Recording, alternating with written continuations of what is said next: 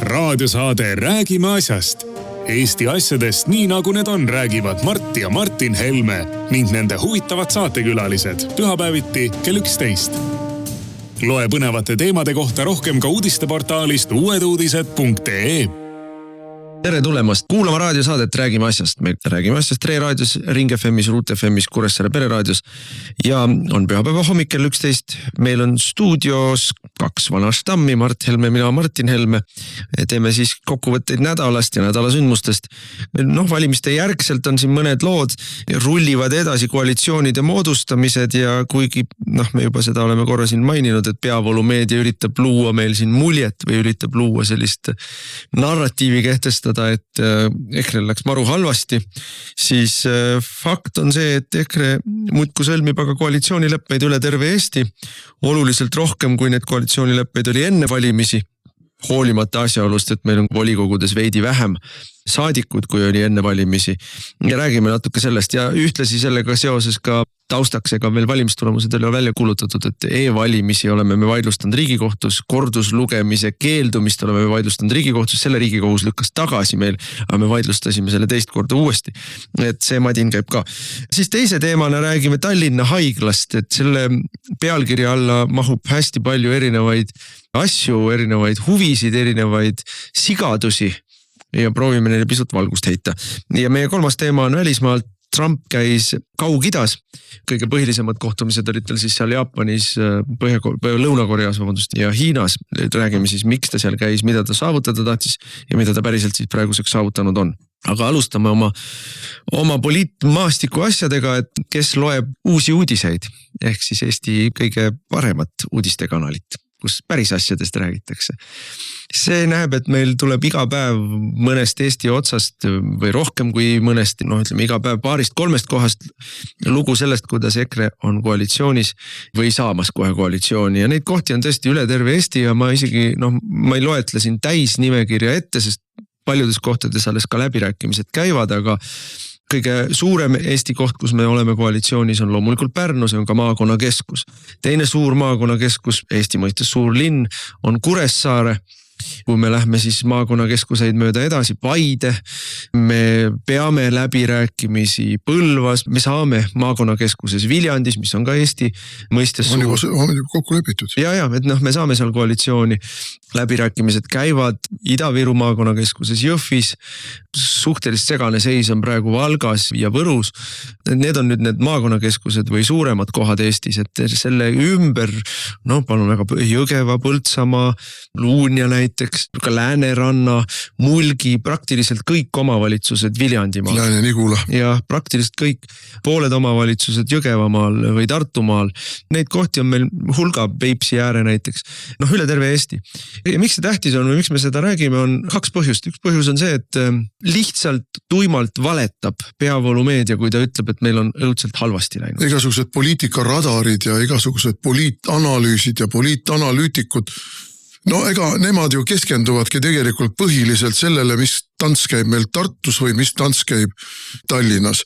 Ja need on need kohad, kus valimiste suurvõitja, nagu teda tituleeritakse Isamaa, on ennast täiesti lolliks teinud, sõna otseses mõttes lolliks teinud. Ega tola pole loll, aga tola on ta ikkagi. See väljapressimise muster, mis Isamaad igal pool iseloomustab ja miks on Isamaa mitte igal pool, aga väga paljudes kohtades ka jäänud koalitsioonidest välja, on see, et nad oma praeguses tohutus üleolekus ja ülbuses kujutavad ette, et löövad jalaga ukse lahti ja nõuavad kõike. Nõuavad vallavanemat, nõuavad volikogu esimehe kohta, nõuavad komisjonide kohti, nõuavad mingisuguseid oma programmilisi seisukohtade ainuarvestamist. Samal ajal kui teiste seisukohti absoluutselt arvesse keeldutakse võtmast. Ja selle peale ütlevadki kõik teised, et kullasõbrad, me teeme sulle kambakat. Istu siis näpp suus ja vii omale lubadusi ellu. Tee siis see suur muutus, mida sa lubasid. Ei tee, sellepärast, et sa oled nii ülbe ja mängid ennast ise lollilt nurka. Ja nii on. Ma rõhutaks üle selle, mida minu meelest liiga harva rõhutatakse, et Tallinn pole Eesti. jah, Tallinn on suur, Tallinn on tähtis, Tallinn on pool Eesti majandusest, Tallinn on 3% Riigikogu kohtadest tuleb Tallinna valimisringkondadest ja nii edasi, aga ikkagi sellest kõigest hoolimata Tallinn ei ole Eesti, et Tallinn on siiski üks 78 omavalitsusest Eestis ja tõepoolest üks nendest väga vähestest omavalitsustest Eestis, tõesti väga vähestest omavalitsustest Eestis, kus EKRE-l saadikuid ei ole ja loomulikult on see kaalukas ja loomulikult teeb see meile meelehärmi ja loomulikult on selle probleemiga meil vaja erakonnana tegeleda. Aga see varjutab või ma arvan, et meelega inimesed siis ei vaatagi mujale või teesklevad, et ei näe seda. Et me oleme erakond, kes on teisel kohal selle mõõdiku järgi, et meil on praktiliselt kõikides Eesti omavalitsustes erakonna esindaja volikogus olemas. Et Isamaal on umbes sama palju, võib-olla mõnes rohkem, aga mitte ühelgi teisel erakonnal ei ole nii paljudes Eesti omavalitsustes esindatust oma saadiku näol, kui on Eesti Konservatiivsel Rahvaerakonnal. Ja see lihtsal põhjusel, et me panime praktiliselt kõikides omavalitsustes nimekirjad välja ja praktiliselt kõikides said need nimekirjad ka sisse. Peale Tallinna jäime välja veel 2-3 kohas, mõnes, ütleme Virumaal ja mingites sellistes kohtades nagu näiteks näiteks Kihnus oli meil ka üks kandidaat oli, aga Kihnus ta ei saanud sisse ja seega me ei saa ka seal midagi koaleeruda. Aga laias lastus me oleme igal pool sees ja kuna teised ei pannud oma nimekirjasid välja ligi lähedalegi nii suure haardega nagu meie, siis neil ei ole lootustki, et neil oleks ligi lähedale sama palju kohtades esindatust, mis tõttu, kuna me oleme igal pool olemas, oleme me ka väga paljudes kohtades koalitsiooni läbirääkimiste laua taga, sest me lihtsalt oleme olemas. Ja siin on see moment muidugi veel, et suur osa nendest inimestest, kes seekord saavad kuskile omavalitsustesse volikogudesse või ka vallavalitsustesse, linnavalitsustesse, saavad poliitkogemuse. Me anname oma aktiivile võimaluse poliitikas kaasa rääkida ja näha poliitika köögi poolt ja näha, et poliitikas loomulikult valimisprogrammid, lubadused ja loosungid on üks asi, nende realiseerimine on hoopis teine asi ja kuna me oleme väga paljudes kohtades just nimelt see kaalukeel oma mingi 2 või 3 või 4 saadikuga oleneb siis volikogude suurustest ja valimistulemustest, siis tegelikult on meil õnnestunud oma mõne saadikuga olla mõjukamad, kui nii mõnigi tegelikult koalitsiooni moodustav nii-öelda suurem jõud, kas valimisliit või keegi teine. Et me oleme väga heas seisus tegelikult.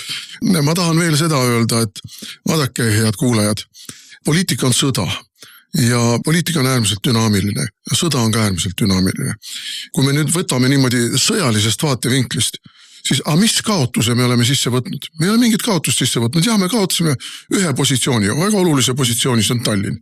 Siin võeti meie hääled lihtsalt ära, tõsteti parempoolsetele, tõsteti Isamaale, tõsteti võib-olla tõenäoliselt ka sotsidele ja väga lihtsa põhjusega.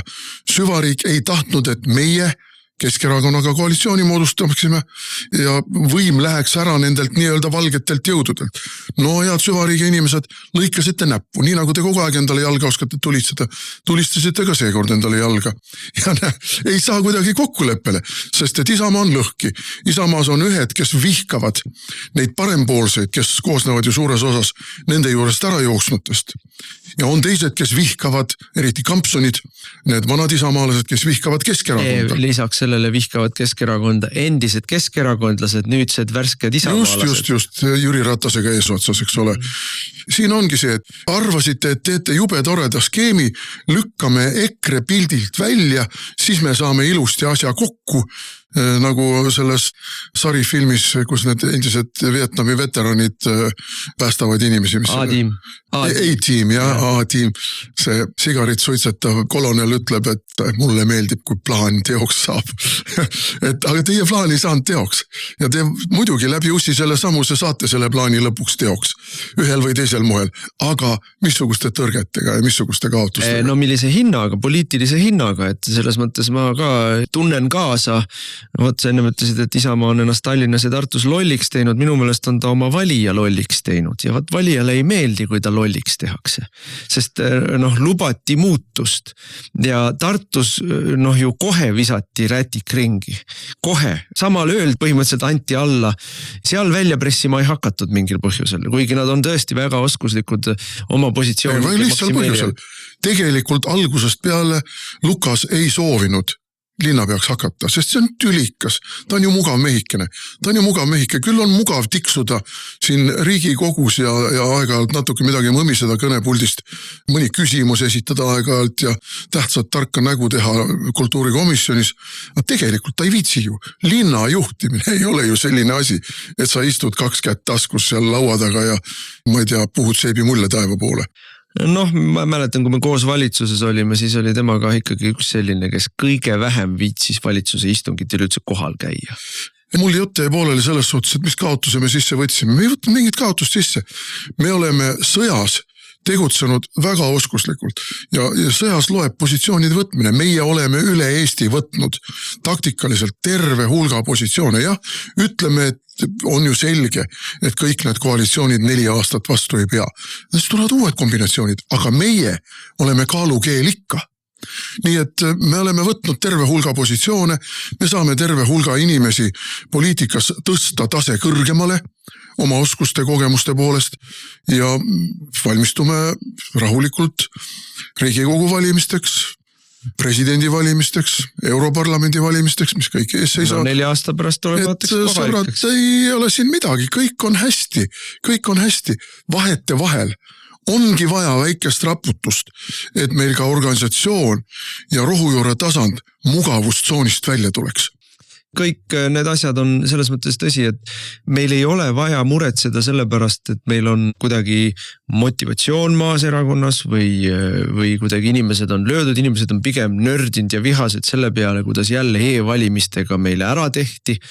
Aga see ei räägi midagi meie inimeste võimekusest või meie organisatsioonilisest võimekusest. Ja e-valimistest paar sõna tuleks rääkida, et e-valimistega on ikkagi niimoodi, et mida me teeme siis praegu, et ma kindlasti selge sõnumi saadan kõigile inimeste välja, et ei ole niimoodi, et midagi teha ei ole ja ongi ja elu lõpuni on see süsteem meie vastu ja ei luba meil võita, ei ole sugugi nii. Trumpi 2020. aasta valimisvõltsimiste järgne kõige olulisem otsus oli see, et ta läks 2024. aasta valimistesse, järgmistesse presidendivalimistesse, pidades kõige suuremaks prioriteediks valimiste võltsimiste vastast tegevust. Neil oli tuhandeid ja tuhandeid üksusi, mis hoolitsesid selle eest, et neid postiteel tehtavaid hääletusi ei saaks massiliselt võltsida, juurde trükkida, öösel juurde lisada kuskil 10 000 kaupa mingisugustes korrumpeerunud valimisjaoskondades. Ameerika valimissüsteemist me oleme siin palju rääkinud. Seal on ikkagi see süsteem on ülimalt võltsimine. Inimesed ei pea näitama dokumenti, kui nad hääletavad ja Kas meil oli praegu? Näitasid IT-kaarti ja siis kirjutati kuskile paberilipaka peale ja pange nüüd siia allkiri. Aga kuhu see paberilipakas pärast läks? Ei ole keegi kontrollinud. Mis sellest sai?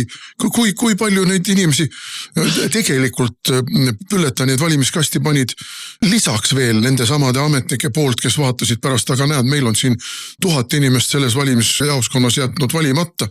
Et nüüd istume ja kribime kiiresti siia, võtame isikukoodid, on neil ju tegelikult kõik olemas. Kirjutame siia samasse paberilipaka peale isikukoodi ja siis täidame ilusti ühe sagusa käekirjaga need vajalikud numbrid seal bülletani peale viskame sisse ja ongi tehtud. Ja nii tehaksegi. Ka pabervalimise süsteem on Eestis läinud järjest rohkem ja rohkem lõdvaks. Eelvalimistega on ju suurepärased võimalused. Mitte keegi ei valva neid valimiskaste öösiti, mitte keegi ei kontrolli üle neid valimisnimekirju ja nii edasi. Aga mis mu jutu mõte on, et see ei tähenda, et me peaksime kuidagi meelt heitma ja ütlema, et asjal polegi mõtet ja meil polegi lootust. Vastupidi, plaan tuleb teha, kuidas tulevikus jälle õigesti vastu hakata sellele, et üritatakse võltsida ja see tuleb teha proaktiivne plaan ja ennem, kui valimised üldse algavad, tuleb hakata neid asju vaatlema, vaidlustama, oma inimesi õigetesse kohtadesse panema, õigeid eksperte juba varasemalt kokku üles otsima ja kokku leppima, et nad tulevad kohale välismaalt, sest et siseriiklikult meil neid eksperte, nad kõik töötavad kas kuskil riigiasutustes või kardavad neid riigiasutusi.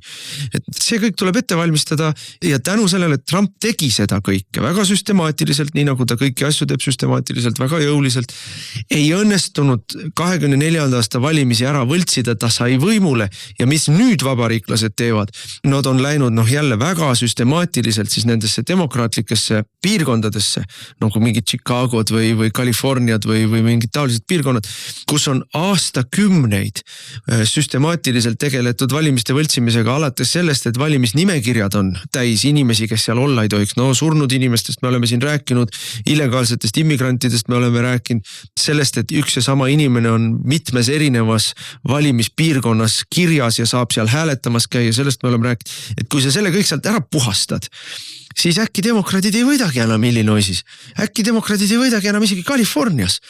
Et kui sa selle kõik sealt välja roogid, siis on valimised on ausad ja vabariiklastel on hoopis suurem toetus tuleb välja. Ütlen ka, et meie jaoks kõige olulisem õppetund nendelt kohalikelt valimistelt on see, et me peame hakkama eelnevalt juba tööd tegema, et valimised oleks ausad, nii pabervalimised kui e-valimised. Ja praegu me oleme vaidlustanud neid e-valimisi mitme erineva nurga alt. Ühe kaebuse võttis Riigikohus vastu meilt, aga arutama veel hakanud ei ole.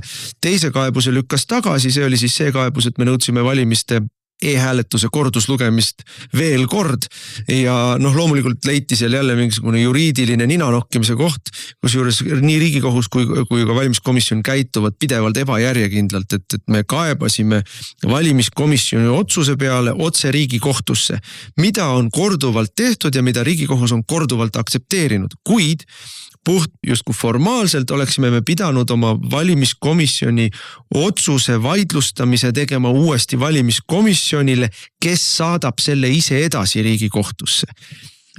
Mida on ka tehtud ja mis on ka, et nüüd meile Riigikohtusse läksime otse, nagu on tehtud varem ka ja nagu on ka lubatud varem teha, see lükati tagasi, öeldi, te tulite valest uksest. Läksime siis õigest uksest, vaatame, mis neil järgmine vabandus on, miks me ei tohi saa. Minu arvates on asi nüüd ikkagi jõudnud nii kaugele, et ei saa enam nende protseduuride kaudu edasi minna, tuleb minna edasi ka juba personaalsete süüdistuste ja personaalsete protseduuridega. Küsimus on ikkagi väga selgelt praegu selles, et valimiskomisjoni ja ka Riigikohtu ametnikud kuritarvitavad oma ametiseisundit. See on ametiseisundi kuritarvitamine, kui sa ei võta kaebusi vastu mingite formaaljuriidiliste põhjendustega. See on ametiseisundi kuritarvitamine. See ei ole hoolsuskohustuse täitmine. Ja siin tuleb vaadata ja vaatamegi, missugused paragrahvid kvalifitseeruvad, et neid ametnikke konkreetselt, ja need on nimedega ja isikukoodidega inimesed, kohtunikud ja valimiskomisjoni liikmed, keda saab anda kohtusse, kelle tegevus tuleb seada kahtluse alla sellest seisukohast, et nad ei ole täitnud oma hoolsuskohustust, mis on neile nende töökohustuste raames ette nähtud ja nad on kuritarvitanud oma ametiseisundit, mis on samuti paragrahvi alla minev asi. Ei saa olla niimoodi, et mingisugused kohtunikud ütlevad, et pühkige tagumikku oma paberiga, see meile korda ei lähe, mis sellest, et ka meie oleme korduvalt öelnud, et e-valimiste süsteemis on tõrkeid ja probleeme, mis tuleb korda teha, need on juba 10 aastat korda tegemata, aga sellest ei ole midagi, läheme asjaga edasi. Nad ju sisuliselt sellepärast lükkavadki meie kaebusi tagasi, et nad on varem öelnud, et nii teha ei tohi. Nüüd me läheme nende enda sõnadele viidates kaebusega valimiskomisjoni vastu ja ütleme, et Riigikohus on eelnevalt öelnud, et see, kuidas te käitusite, on seaduse vastane. Nüüd palun Riigikohus tehke midagi ja selleks, et mitte teha midagi, lükkavad nad meie kaebuse tagasi. See on, ma istusin valimispäeval, menetlesime seda ühte meie kaebust e-valimiste vastu valimiskomisjonis ja ausalt öeldes ärritusin seal ja hakkasin nendega seal häält tõstma, mille peale mulle tehti märkus. Ja okei, ei ole vaja ärrituda, on vaja olla konkreetne ja sisuline, aga ajab ka vihale küll, kui valimiste korraldaja tegeleb ise valimiste võltsimisega. kui valimisteenistus teeb kõiki asju niimoodi, et sa näed, et sealt ei saa tulla aus valimistulemus ja valimisteenistuse üle järelevalvet teostav valimiskomisjon teeb kõik endast oleneva, et aidata seda kinni mätsida. Ja siis valimiskomisjoni üle järelevalvet tegev Riigikohus teeb kõik endast oleneva, et mitte käsitleda seda kõike, vaid teeselda, et me oleme jälle lollid, me ei oska jälle kaebust kirjutada. See on kõik nad osalevad riigipöördes, kui valimisi võltsitakse valimiste korraldaja poolt, siis see on riigipööre. Kusjuures tuleb veel seda öelda, et mitte Mart Helme ega Martin Helme ei kirjuta siin oma konarliku käekirjaga kuskile paberilipaka peale seda kaebust, vaid see on korralikult vormistatud juristide poolt, kvalifitseerunud juristide poolt, advokaatide poolt, kellel on vastav kutse õigus olemas. Mis käivad kogu aeg riigikohtutes. Ja käivad kogu aeg kohtutes ja riigikohtutes ja ei ole mingid eile sündinud. Nii et ei ole midagi seesugust, et te olete teinud siin mingisuguse paberi, mida ei saa tõsiselt võtta. Paberid on tehtud nii, et neid ei ole võimalik mitte tõsiselt võtta, aga näe, võetakse mitte tõsiselt. No kusjuures selles osas on veel eraldi seadus iseenesest näeb ette, et ma võin kirjutada põhimõtteliselt salvrätiku nurga peale oma kaebuse ja ikka tuleb menetleda. Panen oma allkirja alla ja ikka tuleb menetleda, sest et see on haldusmenetlus ja seda tuleb niimoodi võtta. Aga näe, tuleb välja, et Eesti üks kõige kangemaid advokaadibüroosid, mis käib kogu aeg erinevates kohtutes, nii tsiviil, haldus kui kriminaalkohtutes, ei saa hakkama sellega, et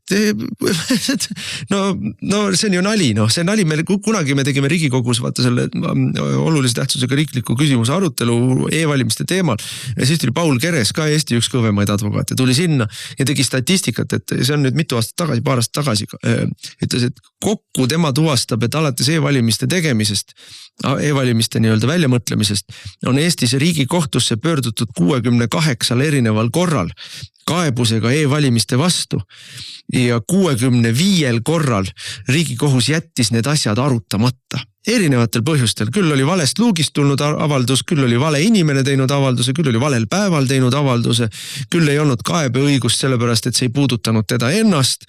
Üliloominguliselt, üliandekalt või ülisüstemaatiliselt keeldub arutamast, keeldub. Ja siis need ülejäänud 3-4 korda või 4-5 korda, mis iganes see number on, mis nad on siis nagu tegelikult ka menetlusse võtnud. Saime, Märt Põder tegi kaebuse e-valimiste proovihääletamise seadus ütleb selge sõnaga, ennem e-hääletuse proovihääletust tuleb avaldada kood, programmi kood. Aga valimisteenistus ei avaldanud.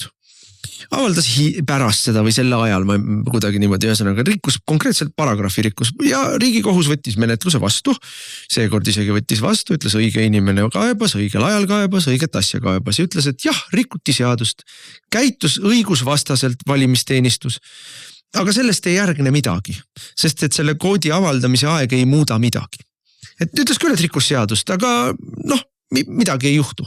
No mis tähendab seda, et kui... Ja õigusriik Eesti, Et kui kohtus ikkagi tuvastatakse protseduuri rikkumine, mingi tavalise asja arutamisel, siis see muudab ju kõik õigustühiseks. Aga näe, riiklikult kõige tähtsam asi, valimised, mille järelmina riiki hakatakse valima või valitsema või ka kohalikul omavalitsustasandil hakatakse juhtima. Ei, selle puhul protseduurid võivad olla rikutud, vigased, täitmata, pole probleemi. Tõmbame selle pildi natukene laiemaks. Milles on probleem üldse Eestis? Eestis on probleem see, meil ei ole enam võimude lahusust. Meil on üks ühte sulanud poliitilis-ametkondlik kamarilja. Ja see kamarilja seisab hambad ristis ükskõik missugusi vahendeid kasutades oma võimu monopoli eest. Ja miks nad seisavad? Sellepärast, et kõik nad on korrumpeerunud. Korruptsiooni palun mitte võtta nüüd sellest seisukohast, et keegi saab kogu aeg raha. Paljud saavad raha. Sellest samast riigieelarvest varastatakse 2 käega. Uhatakse küll tuuleparkidele, küll mingisugustele, ma ei tea veel, mis asjapulkadele ja kõikidele, väga paljud saavad ehitusfirmad. Igasugused detailplaneeringute eest tuleb raha ringiga tagasi ja nii edasi ja nii edasi.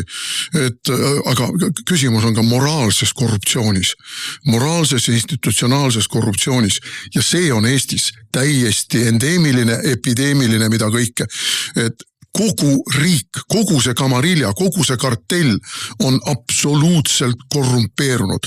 Alates kõikidest nendest meie eriteenistustest ja lõpetades selle samase Riigikohtu ja ka presidendiga, kes kuulutavad välja asju, mis on selgelt põhiseadusega vastuolus ja panevad silmad kinni asjade puhul, millede puhul nad peaksid põhiseaduse kohaselt saba peal püsti seisma ja ütlema, et stop, sekundi pealt lõpetame ära. Jah, aga see ei saa lõputult kesta, et see korruptsioon, mina ka arvan, et see on nagu korruptsioon on endeemiline meil Eestis, aga et see minu meelest ja see ei ole lootusetu, ma tulen tagasi selle juurde, et see kõik ei ole lootusetu, et mul puudub eriline optimism, et Riigikohus nii-öelda mõistab meie kasuks, isegi kui ta võtab lõpuks mõne meie kaebuse menetlusse, siis ütleme muster või varasem kogemus näitab, et ega ta e-valimisi ju ei ründa. Mida me nende kaebustega teeme, on see, et me näitame avalikkusele, et need e-valimised on pettus läbi ja läbi mäda, igast otsast mäda. Ja see on olnud tõhus.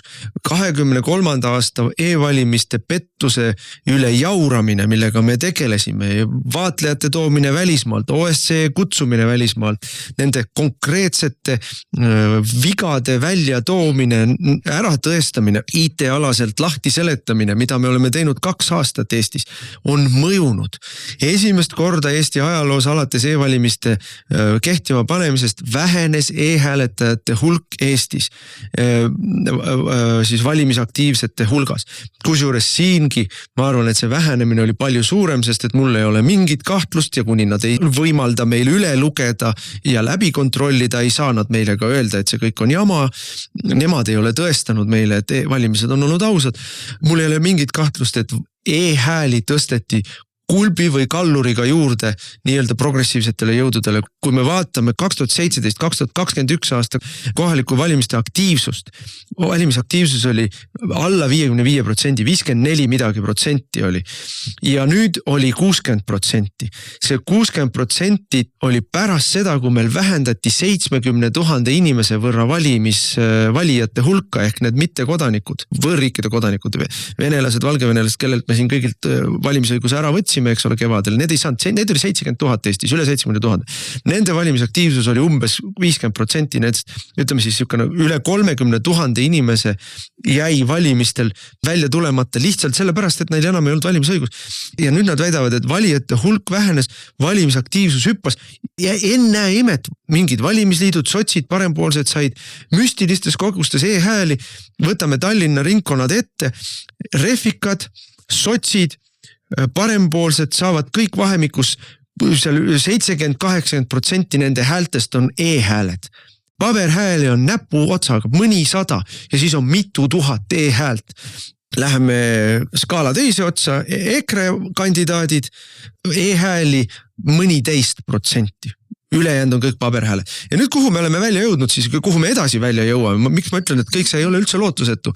Minu meelest me selgelt liigume seda teed, et normaalsed inimesed, terve mõistusega inimesed ehk konservatiivid on aru saanud, kogu see e-värk on üks suur pettus ja lähevad valimistel paberiga hääletama, nii nagu meie üleskutse oli, vali paberil, vali õigel päeval.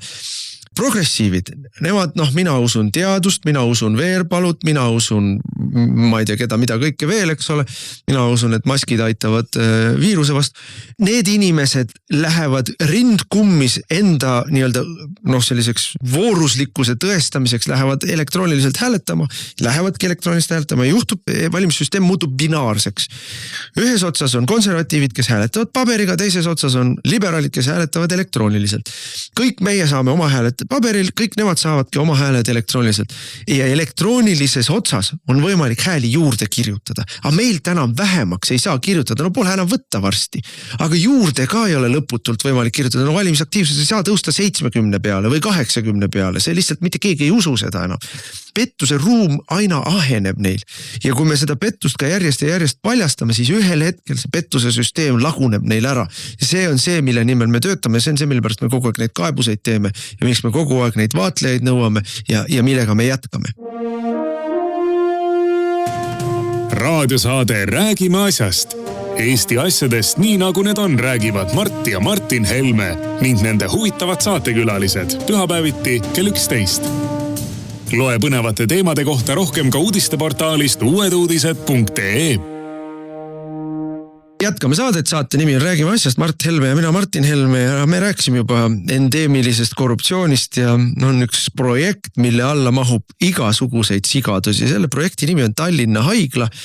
Kui me valitsus olime, siis me tegelikult toetasime seda Tallinna Haigla projekti, aga siin on olulised nüansid, millest tuleb rääkida. Et Tallinna Haigla oleks pidanud meie ettekujutuses olema 3.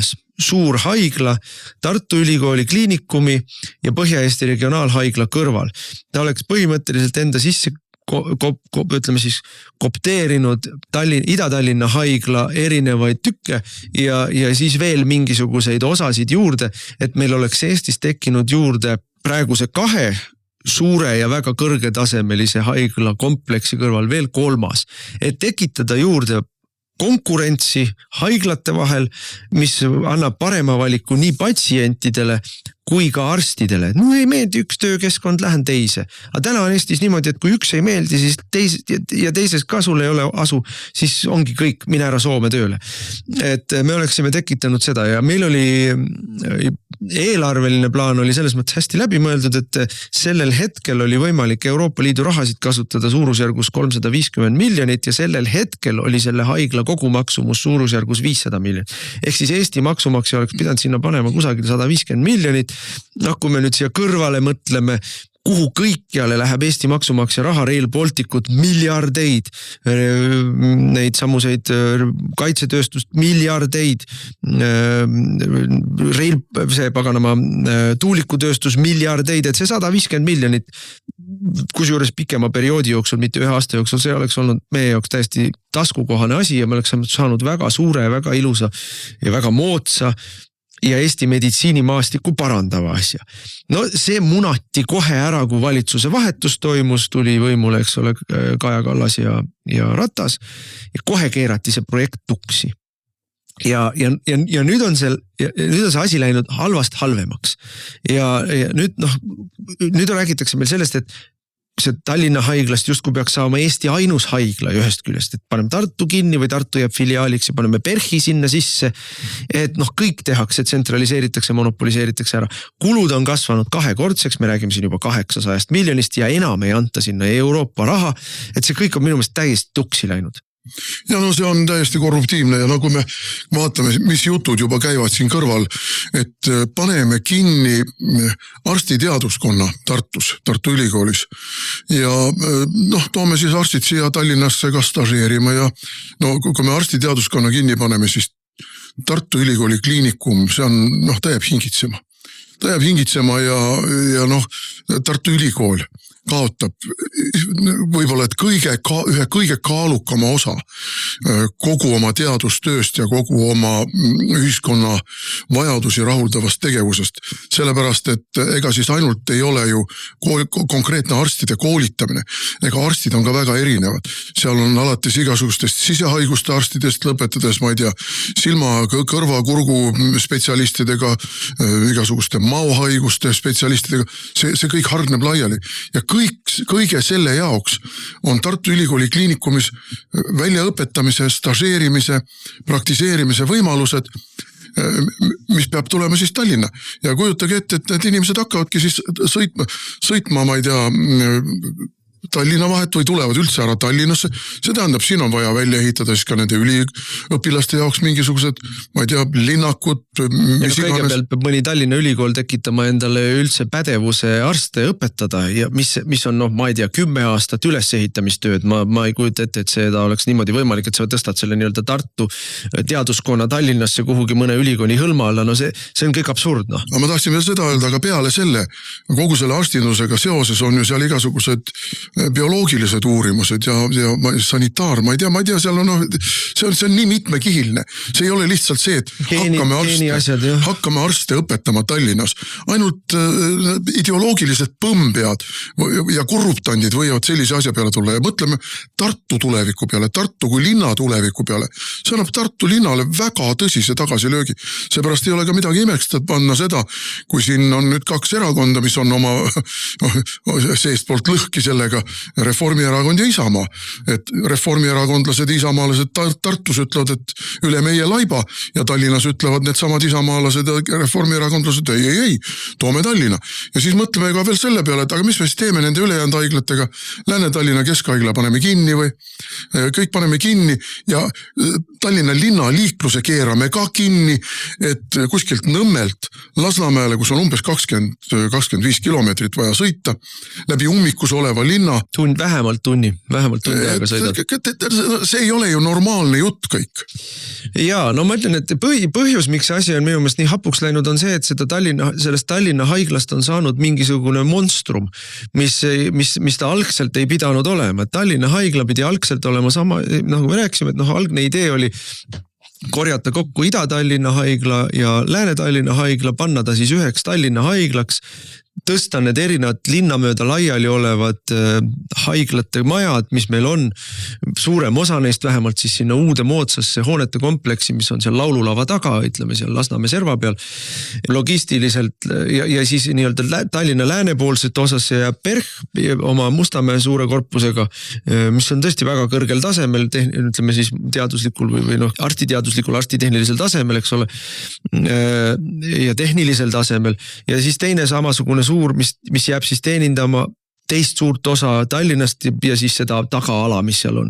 Aga nüüd on sellest saanud mingisugune täiesti muu asi, nüüd tahetakse PERH sinna sisse uputada, siis Tartu Ülikooli kliinikum sinna sisse uputada, loomulikult need kõik need Ida-Tallinnad, Lääne-Tallinnad, võib-olla otsapidi veel ka Rakvere haigla ja ma ei tea, Haapsalu haigla ja veel Pärnu haigla, kõik lükatakse ühte suurde kokku, sest optimeerime. See on nii eluvõõras ja nii laastavat kahju tekitav kogu Eesti meditsiini maastikule ja mis ma tahan nagu rõhutada eraldi, see on patsiendivaenulik, üdini patsiendivaenulik ja üdini arstivaenulik.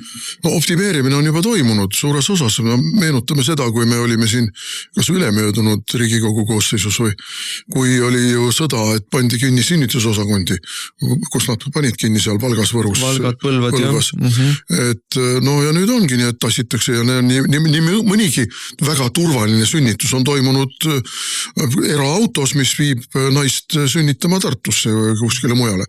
Ja mul on endal olnud kogemus Haapsalu haiglaga, suur majakolakas, eks ole, ja oli ükskord öisel ajal vaja kiiresti minna arsti juurde, sõitsime kohale, klopime seal ühe ukse taga, teise ukse taga, lõpuks tuleb üks unine naisterahvas, teeb ukse lahti, küsib seda ebasõbralikult, et enam-vähem niimoodi, et mis teil siia asja oli.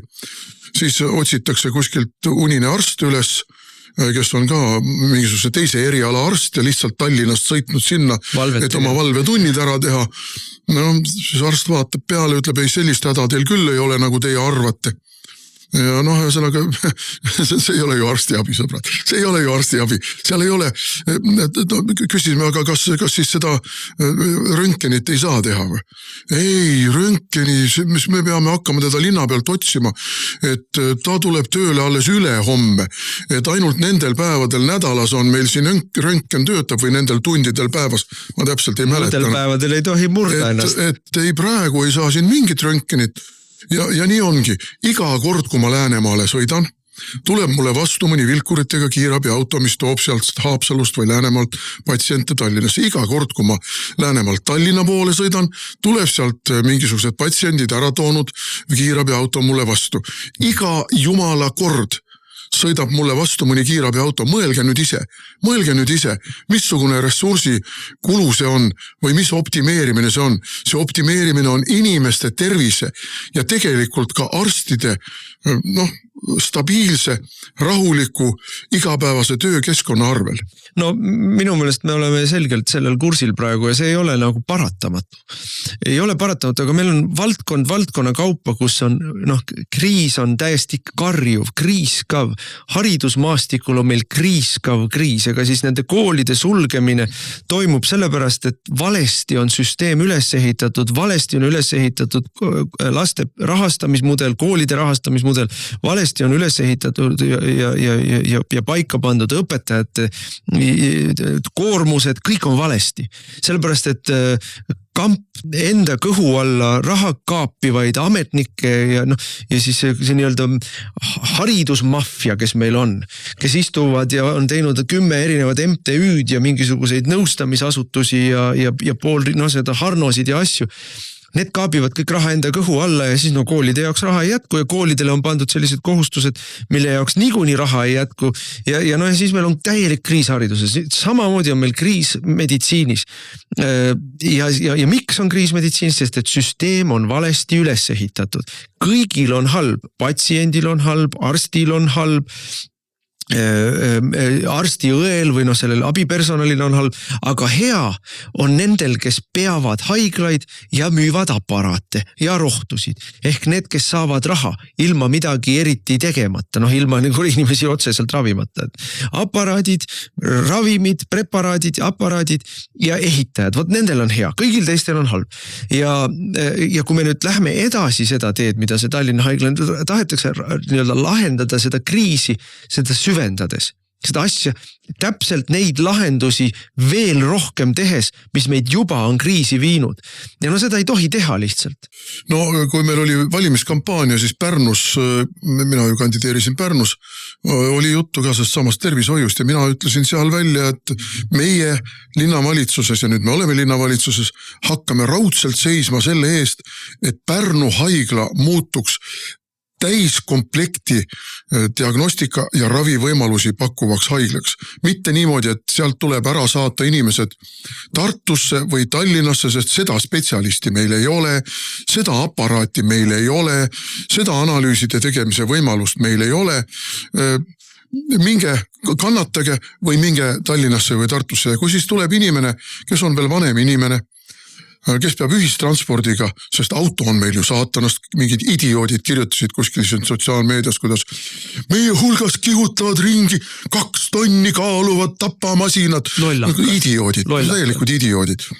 Ühesõnaga, et auto on meil ju ka saatanast, inimene sõidab bussiga, vanem inimene Tallinna, ta ei tea, kuhu ta siin minema peab, kas ta peab Lääne-Tallinna keskhaiglasse minema, kas ta peab keskhaiglasse minema, kas ta peab minema Perhi, kuhu ta üldse minema peab ta minema mingisse kliinikumi. Ja kui ta läheb, siis ta saab vene keeles seal vastuse, see on Tallinna eripära. Võtab numbri kõigepealt, et registratuuris sabas seista. Siis saab ta sealt öeldakse, et minge sinna kabinetti, siis ta läheb, võtab numbri ja seisab seal kabinetis. Siis seal on arst, kes küsib, kas sul saatekiri on, siis selgub, et saatekirja tal ei ole. Kas sa perearsti juures oled käinud? Ei, mul polegi perearsti. Ja võt, kogu see bürokraatlik süsteem lihtsalt hävitab kogu seda tervishoiuteenust. See süsteem ise ongi valesti üles ehitatud, aga mitte kogemata. Sest et on olemas väike seltskond inimesi, kes saavad 100 miljoneid eurosid, kuhu voolab see raha ja elavad väga priskelt. Et see süsteemiga on vaja tegeleda, mitte kakelda selle üle, kas Tallinna haigla tuleb või ei tule, ega Tallinna haigla tulemine iseenesest ei ole halb asi, aga ta peab tulema õigel viisil ja praegu tehakse täpselt valel viisil seda.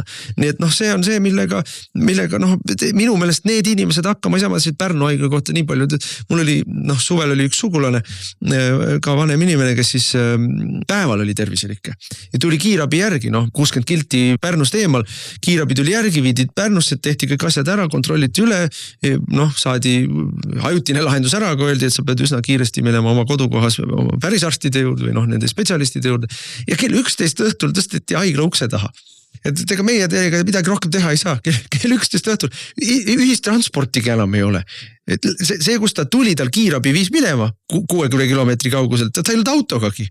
Et mina ei tea, võta takso, võta hotell, tee mis tahad. Et see on päris karm, mis toimub. ja, aga sellega on vaja tegeleda ja paneme püsti positiivse programmi. Kogu meditsiinimaffia tuleb laiali peksta ja asendada ikkagi südametunnistusega inimestega, kes ei mõtle ainult raha peale, mida on võimalik meditsiinisüsteemi kaudu endale kraapida kokku, vaid mõtleb inimeste peale. Raadiosaade Räägime asjast. Eesti asjadest nii nagu need on, räägivad Mart ja Martin Helme ning nende huvitavad saatekülalised pühapäeviti kell 11. Loe põnevate teemade kohta rohkem ka uudisteportaalist uueduudised.ee.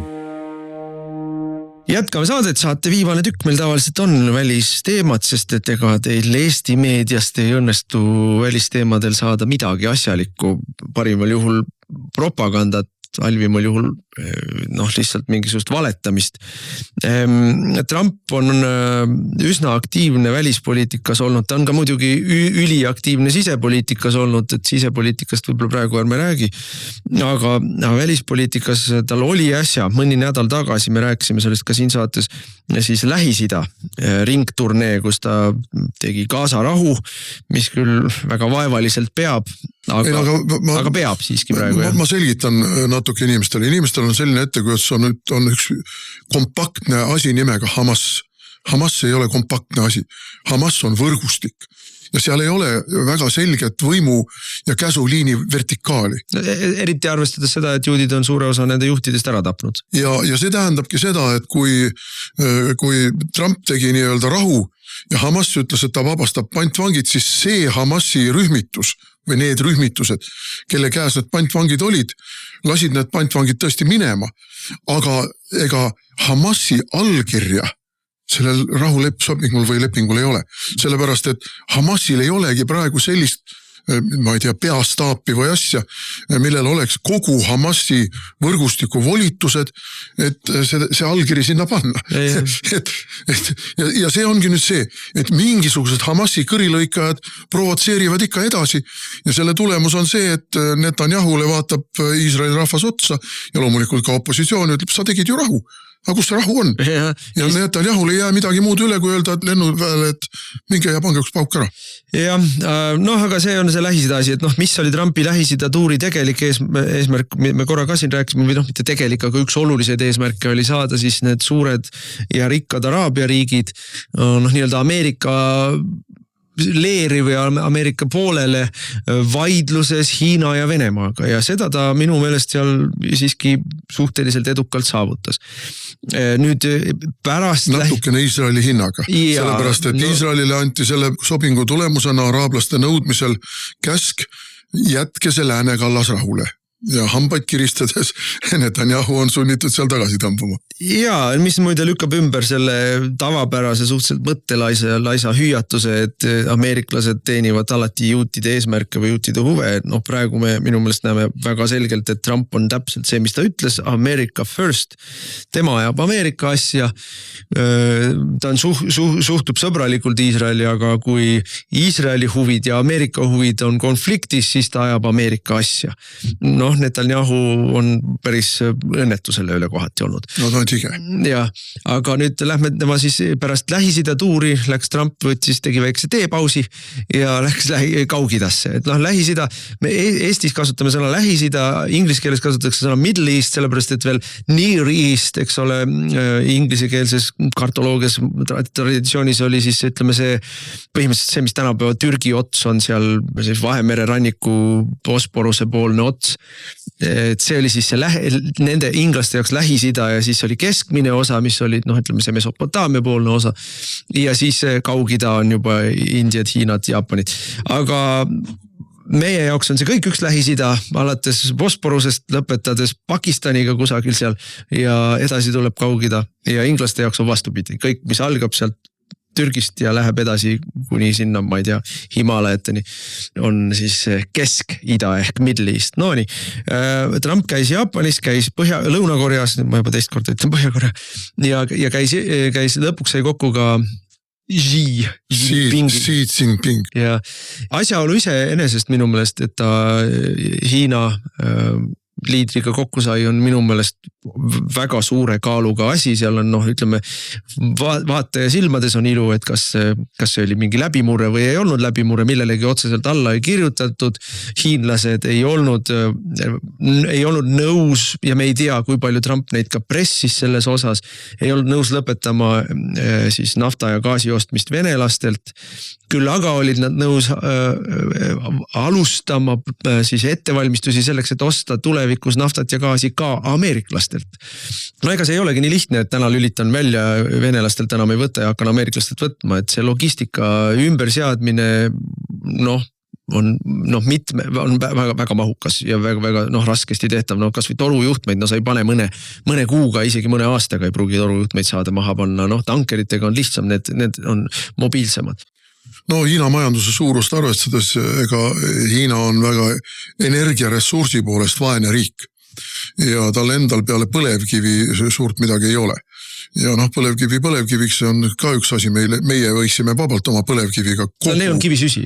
Põlevkivi on neil ja me võiksime oma Eesti vajadused odava põlevkivi energeetikaga katta 1000%.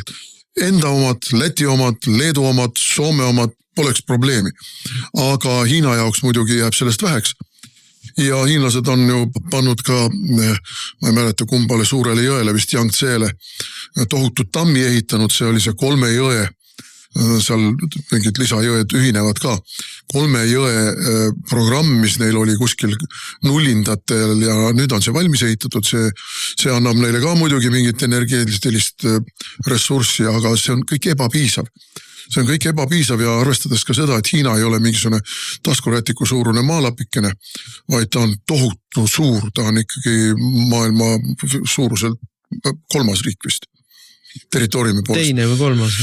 Ja arvestades seda, et suur osa sellest riigi territooriumist on väga ebasõbralik inimasustusele, tohutud kõrbe- ja mäestiku territooriumid, kuhu on väga kulukas rajada kõikvõimalikku infrastruktuuri, siis loomulikult on hiinlased huvitatud sellest, et nende eelisarenenud rannikualad saaksid merd mööda võimalikult odavat ja võimalikult palju energeetilist ressurssi, sest tööstus asub põhiliselt seal.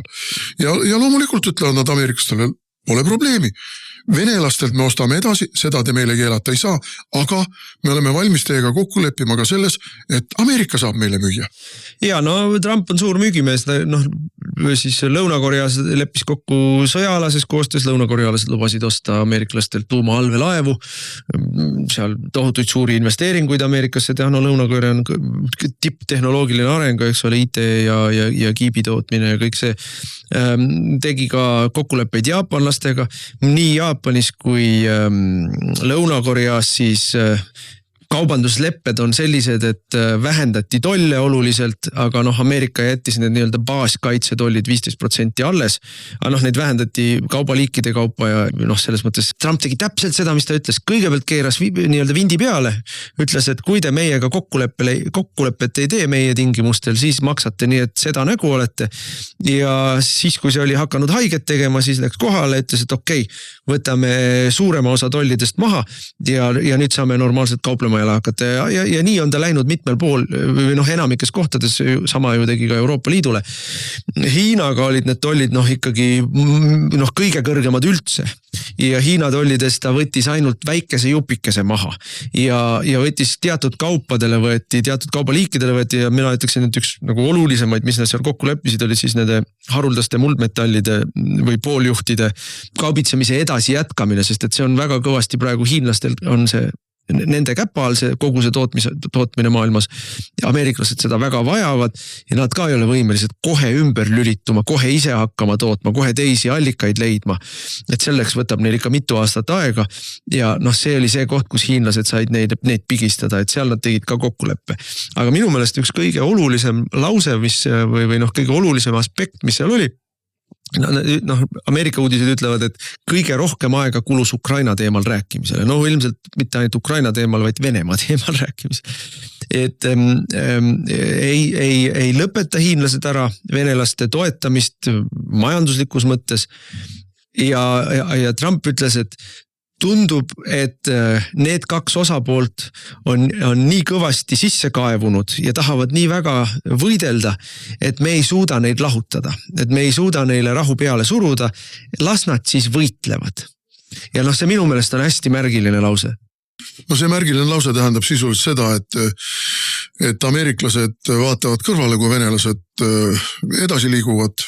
Ukraina on selle sõja tegelikult kaotanud, ta on selle ammu juba kaotanud, aga praegu on see murdepunkt, meie propagandistid, saksad ja muud ajavad muidugi meile täielikku pläma siin. Jah, venelased kannavad kaotusi, loomulikult kannavad kaotusi. Venelased kandsid kaotusi ka Berliinis. Oi, kuidas sakslased tapsid neid. Tuhandete ja tuhandete vankade kaupa sakslased tapsid veel Berliinis venelasi. Aga kes vallutas Berliini lõpuks? Venelased. Kes sõja võitis, jah. Et niisuguse totra propagandaga, kuidas venelased kannavad kaotusi, võidu hind on, edasiliikumise hind on talumatult kõrge. See venelastel alati on talumatult kõrge. Et küsimus on ikkagi see, mida ütles veebruaris, kui Zelenski selle skandaalsel kohtumisel Valges Majas oli, kus ta sisuliselt välja visati. Trump ütles talle, ma püüan sulle päästa su riiki. Tee rahu. Ja Zelenski ei ole eurooplaste, eriti brittide ja prantslaste tagant nügimise tulemusena ei ole seda rahu olnud valmis tegema. Ei ole leppinud sellega, et Donbass ja Lugansk ja Krimm on läinud. Ja nüüd kaotab ta veel rohkem. Nüüd ta kaotab kogu vasakkalda Ukraina. Kogu vasakkalda Ukraina venelased võtlevad ära.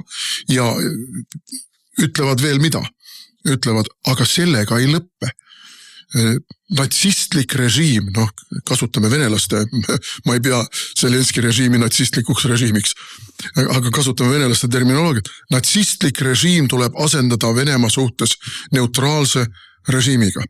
Ühesõnaga, mida venelased ütlevad? Ütlevad väga selgelt ära, me vallutame ära pool Ukrainat ja tahame nukuvalitsust.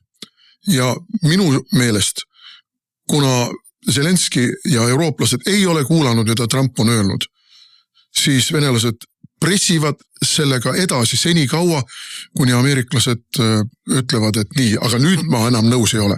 Siit maalt ja kaugemale enam ei tule. Mina vaatan seda, minu arust Trump on jälle oma kaardid väga hästi siin mänginud, et ta tõesti proovis teha rahu sellel positsioonil, kus ukrainlastel oli veel seis enam vähem viisaks, loomulikult ei olnud ukrainlastel ka aasta alguses lootust võtta tagasi Krimmi või Donbassi, aga kui siis oleks rahu saanud, oleks 10 000, võib-olla 100 000 ukrainlased ellu jäänud ja territooriumi edasisi kaotusi ei oleks pidanud taluma.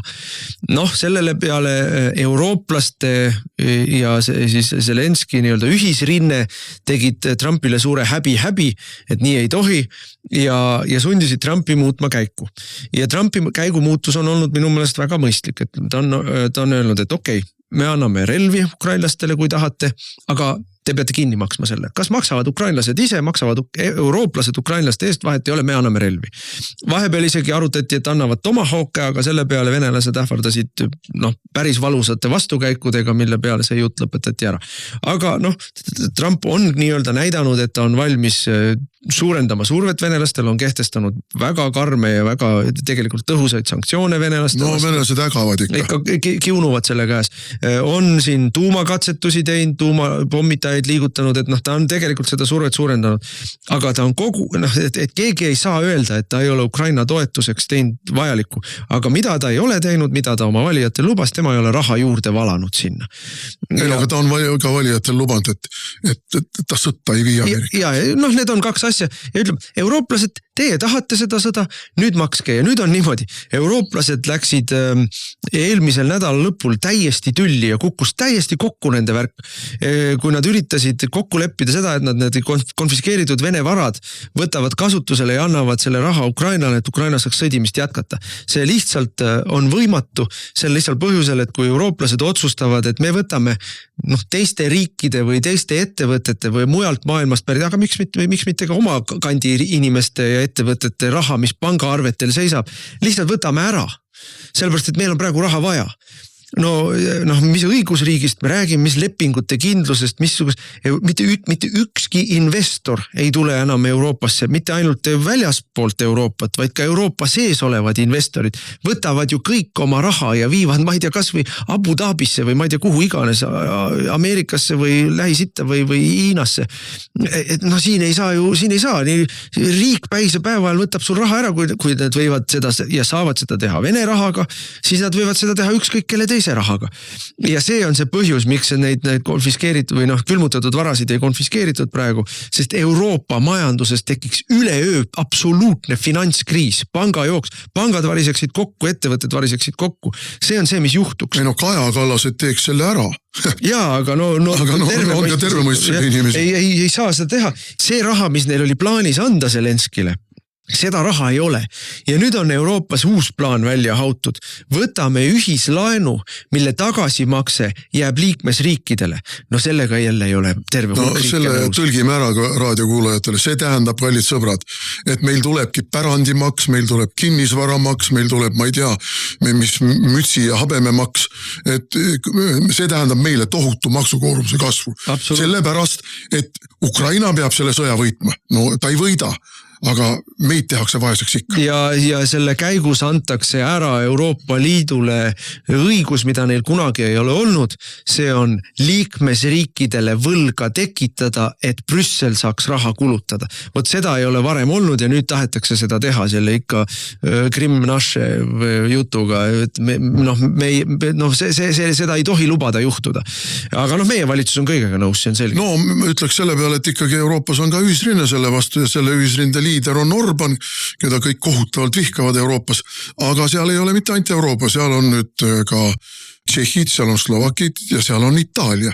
Ja nüüd on selles ühisrindes ka Belgia ja natuke Holland ja natuke Rootsi ja natuke Soome. Et ei ole niimoodi, pooled hoobised võivad seal märatseda, aga neil on ka ühisrinne vastas. Saate aeg sai läbi, täname kõiki kuulamast, kuulake meid ikka jälle järgmisel nädalal ja siis on uued teemad. Raadiosaade Räägime asjast. Eesti asjadest nii nagu need on, räägivad Mart ja Martin Helme ning nende huvitavad saatekülalised pühapäeviti kell 11. Loe põnevate teemade kohta rohkem ka uudisteportaalist uueduudised.ee.